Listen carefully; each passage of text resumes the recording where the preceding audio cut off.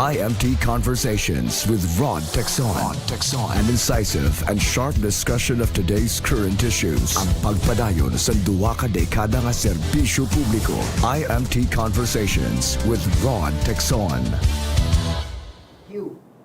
Philippines, good afternoon. My name is Rod Texon and this is IMT Conversations and IMT News. Today, live via Zoom.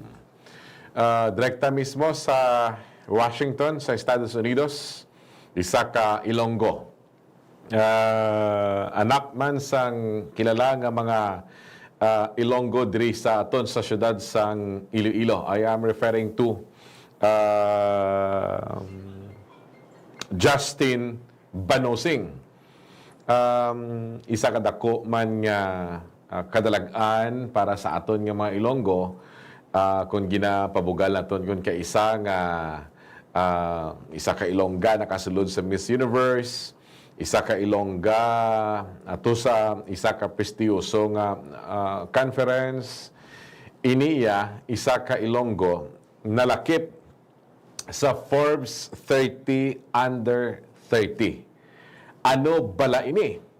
This is something to do with the Forbes magazine identification of several individuals below 30. If I am not mistaken, i-correct lang ikaroon ng akon nga intro kung sala ako. Nga makabig naton personalities to watch around the world.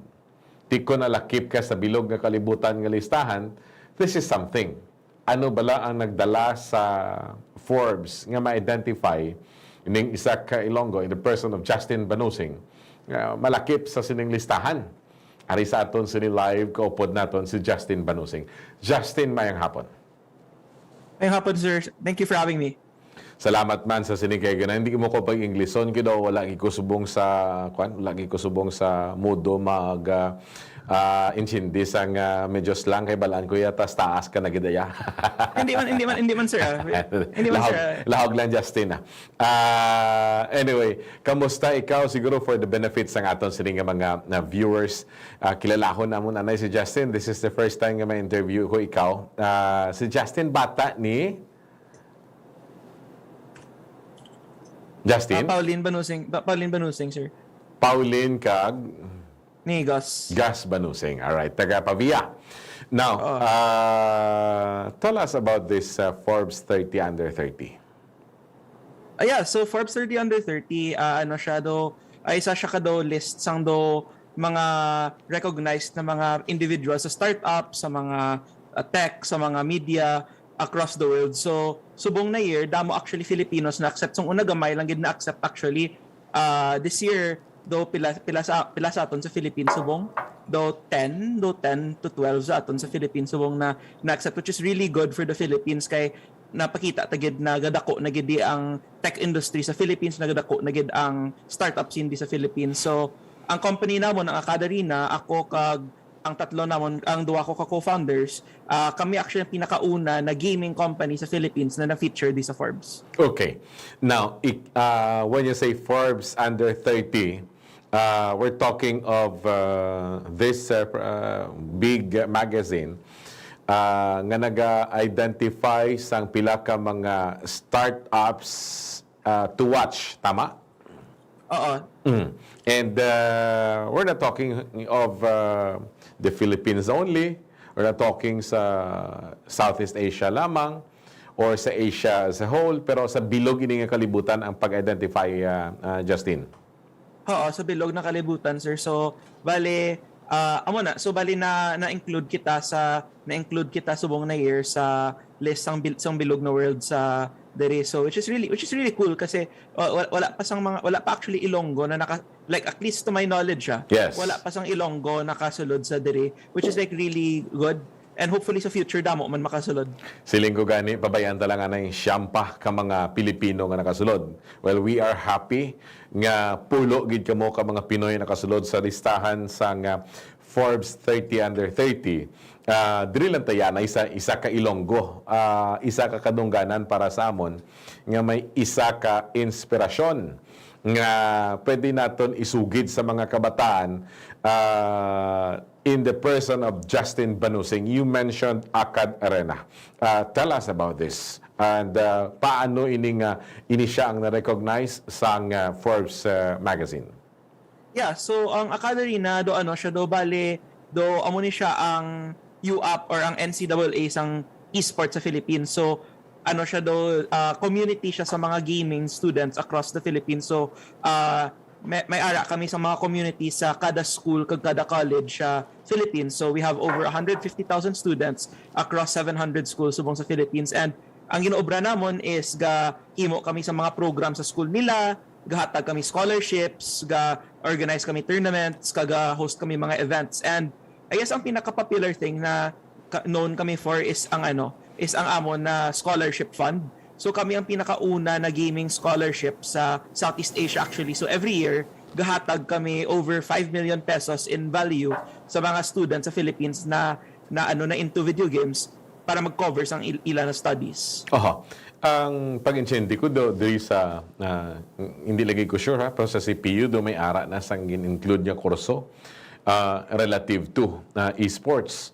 Now, having mentioned nga may ara sang 150,000 ka mga estudyante kag more or less 700 schools sa bilog Pilipinas sa diin katapo sang inyo sining kompanya. Mahambal naton that esports is now instituted as part na sang sports thing. Do parehas naman niya kung popular ang basketball, sa inyo naman niya sa gaming side naman, Justin?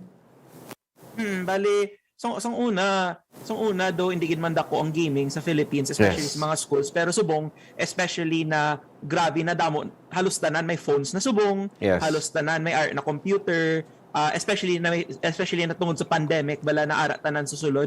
Damo na gid sulod sa games kang nagdako na gid ang esports sa Philippines. So amo na ang goal namon sa Academy is gusto naman i-support mga students na into sa gaming bisan hindi sila sagad maghampang. Damo kadaan potential career sa gaming bisan hindi ka sagad maghampang, pero sa amon sa Academy damo career sa gaming bisan maging programmer or graphic designer, event organizer. Gusto naman ipakita na damo potential sa space or damo potential sa industry ng gaming bisan hindi lang sa hampang. Pasensya na, I'm trying to understand gaming from the perspective of a 40 years old. Nga daw nagkalaguba lang yang akon mga phones gakatingala sila nga wala ko ya kaagis ning gaming ini kigalanta ko hindi ko intindi, no? So ginatinguan ko ini nga intindi now. Ang akon nga basic nga pag-intindi sang una, makita kani nanay mo gaduros kalimutaw mo sa cellphone. Dali lang balanay kay GML ko. Then dugay kadto ka sa internet cafe, mabatian mo minagasinggitanay nga lintiks dali lang la. Di kagi. Amo na ini ang gaming nga ginatumod naton, Justin? Oo, bali ginakadlaw na namon kay very recent man nagyapon, damo man gyapon as sang like until maybe 2 or 3 years ago, damo man gyapon ga hambal na wala future sa gaming, wala ka may kaka-computer mo yan mga mo na bala.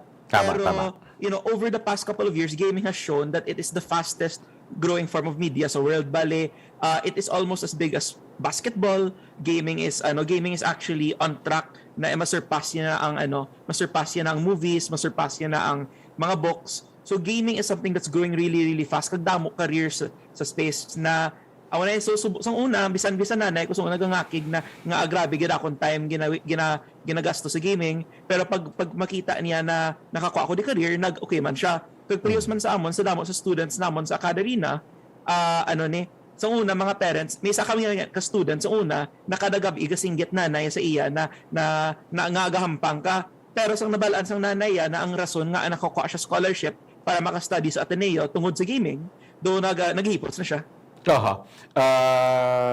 You can get this scholarship kung ang i-pursue mo nga career is into tech, into gaming. Am I right, Justin? Hindi man necessarily kung sa gaming ka lang. Bali damo man sa amon kada like previous bala sa mga tao nagahampang basketball bala sa school, nakakuha scholarship.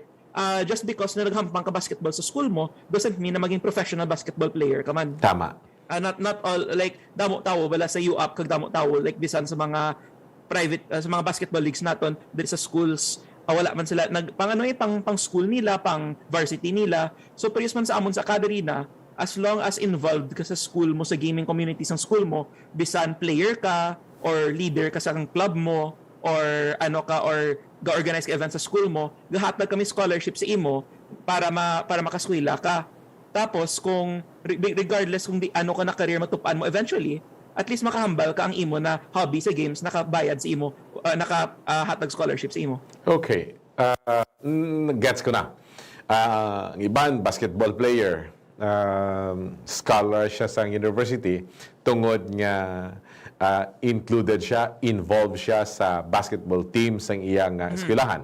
Now, in this case, sa inyo sa Akad Arena, nagahatag ka mo sa scholarship sa pila ka mga kabataan nga qualified into gaming sports sa eskwelahan, but lain naman yung ilang kurso. Scholar sila, tama? Okay. Now, sa sining nga punto, are we talking here of a specific game? Pasensya ha, na istorya mong ignoramos sa gaming subong. Are we talking here of a specific game? Online game? Or lain-lain ini nga klase sa mga games ang ginaistoryahan nato nya covered sa Akad Arena? Bali, there's a certain set of games naman na gina-support namon, pero honestly siguro ang mga scholarships naman para sa mga players, syempre para sa mga games na gina-support namon, mga Mobile Legends, mga League of Legends, mga games na gadalagan kami tournaments for. Pero ang mga iba namon na scholarships para sa mga student leaders, para sa mga researchers sa school nila, wala siya actually labot kung ano na game ginahampang mo, basta may ara ka lang contribution sa community mo. So we're talking here sa inyo yung gina-promote ang Mobile Legends. Amo ning ML? ML, Valorant, damo kami games gina-support. amo ning wala ko ya bata ha, wala man ko nanay gasaway sa ako, pero tatay ako ang gasaway sa mga tinawo. Okay, garan ng kamera ga ML pa mo. Abi ko ga-edit pa sa ginaobra gali kay GML gyapon. Amo ni siya ang gaming nga ginatumod naton. Now, hindi na ko na mag-intra sa inyo ng email na. No? Dire na lang kuya ko. Very interesting when you said kadamo actually sang pwede nga career. Nagakahulugan bla ini nga sa Akad Arena, you also promote, you are also into game creation, Justin? That's one of the things na gina-promote namon. Pero ang gina-promote namon is ano ang mga skills na makuha mo sa imo na pagka-contribute sa community mo, na ma-apply mo bisan diin ka na career makadto. Kay may mga iban kami na students na isang time nila sa college nila ang ila role sa school nila, sila ang gadalagan event sa school nila for gaming. Pero ang natupaan nila eventually, mga career natupaan nila, isa go obra subong sa broadcasting, isa naging doctor, isa subong ang iya na obra sa career yaga, let's say bega obra siya sa programming. Kag mahambal nila is ang pinakadako na misconception sa mga tao kadaan is kung ano ma-learn mo sa isa ka field hasta dara lang. Pero ang truth is actually na you can actually take the skills that you learn in one thing and apply it to any career na bisan diin mo makadtuan. As they say, bowlers are good managers and decision makers. Now, in this case, ari na kita subong sa esports. We are into gaming, and the things that you learn here, the discipline in gaming and of gaming, pwede na ito hambalon nga ma-apply mo eventually sa imo sudlan naman yung mga endeavors, Justin. So amo na gani nga mo na motto sa company namon is not just play, because ang gaming ang mga skills na ma-learn mo sa gaming industry is outside of just playing, outside of just competing. Kadamo tawo sa community namon sa Akad Arena, sa mga 150,000 students, damo sila actually hindi man actually competitive. Damo sa ilang na gusto lang nila mag-connect sa mga friends nila sa school, gusto nila magdalagan events sa school nila. And ang goal naman sa Akad Arena is to create a home na bisan ano gusto mo, there is a place for you in school as long as you like video games. So this is into there are people who are into graphic design, pwede na kaya. Magsiling ka nga creation, pwede ka man diraya. So bali ang Yes. Yeah. So bali I guess ang pinaka-closest thing na ma-compare mo sa amon is like let's say parang Boy Scouts or Girl Scouts na kada school may ara kami isang chapter. Okay, okay. Do mo na. Okay. Now, so you were saying that there's value in it. Gubang akon nga misconception about this gaming thing. Is there value in gaming other than sports? Yeah, because ang gaming is gaming is a multimedia industry. So almost everything in it is potentially an industry in and of itself. There is gaming, there's video game creation, there is broadcasting, there's event organization, there's like team management. Gaming is the combination of so many different fields na kung tulukon mo actually hindi mo siya actually ma-combine into one thing. It's actually so many little things combined into one. Ilonggo teya Justin. Bugal namon nga nadala ikaw sa Forbes 30 Under 30 for 2022. Now, are there any specific activities in line or naka-line up subong diri sa aton sa Iloilo nga ginapangunahan sang ACAD Arena mismo? Bale may this year damo kami gina-support din na event sa Iloilo. So sa CPU, sa San Agustin kag sa West Visayas, almost every month may ara kami events na ginadalagan alongside sa mga ilan ng mga student gaming clubs. So especially if student ka sa mga amuna na schools, feel free to look for the gaming club of your school or the academy na page. Tapos damo kami events gina-support da. Tapos if student ka sa university di sa Iloilo, damo kami scholarships na pwede mo ma-apply. So may ara kami sang scholarships for people na conduct studies. May scholarships kami para sa mga leaders. So that's something that people can apply for. Tapos sa end of this year, may ara kami sang event na ginadalagan sa Iloilo na convention every year sa ICC. So that's happening this year sa December pending COVID. So that's something that Ilonggos can look forward to rin. Justin Banusing, the founder of ACAD Arena, thank you so much and congratulations for this feat. Thank you. Nabatian ang anak nanday, kaya nakita ninyo ang anak nanday Pauline and Gus Banusing, no? Isa ka Ilonggo, taga Pavia, ginpundar ang ining ACAD Arena, Philippine esports startup nga nabulig sa mga estudyante, mga student gamers sa Southeast Asia sa pag-compete sa mga international esports tournaments way back 2019. No? Last year, naka-raise sila $3.5 million as a seed funding para sa sining kompanya. And now, his startup has been recognized by Forbes 30 Under 30. No? Isa sa mga balantayan nga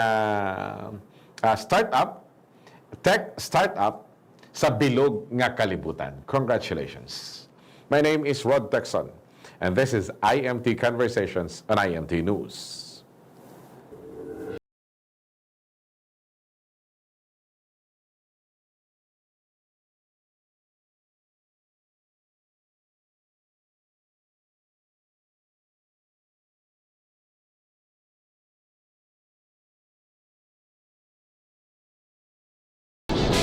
IMT Conversations with Rod Texon. An incisive and sharp discussion of today's current issues. Ang pagpadayon sa duwa ka dekada nga serbisyo publiko.